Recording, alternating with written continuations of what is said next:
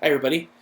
So today I am going to talk about a book that I have read from beginning to end, and I've never been that into reading books, especially in my younger days when I was a teenager. I did not like reading books. I did not. It was hard for me, and I have a very bad attention span sometimes when it comes to reading books. But I've been sort of trying to, in recent years, get more into reading, sort of improve my attention span things because I do a lot of work and stuff on the computer, and I find that I need to do sometimes where I need to focus more.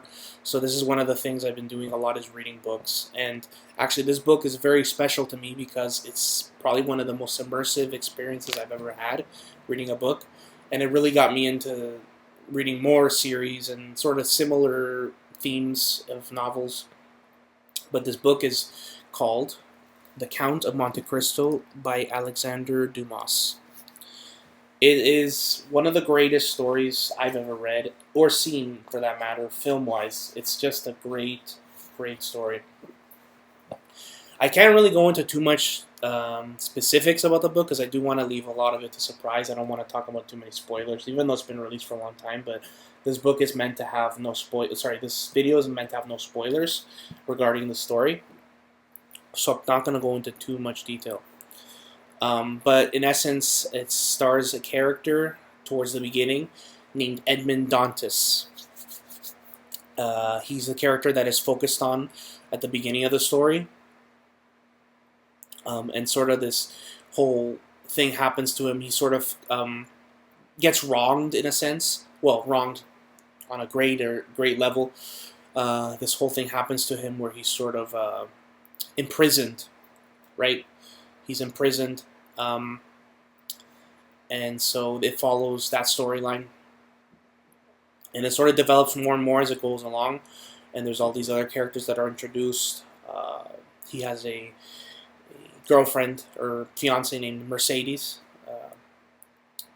very um, important to the plot of the book, and it sort of takes us through this sort of process of this thing happening, and the story sort of develops more and more, and there's a lot of more uh, specific things that happen. Actually, interestingly enough, this book is actually a post-Napoleonic era book. It actually happened during that time.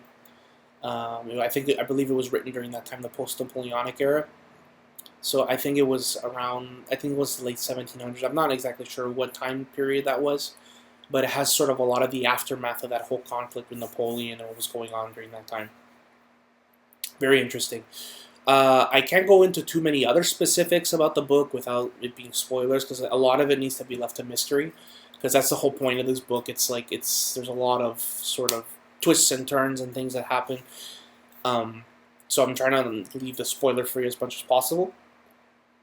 So yeah, just a great story.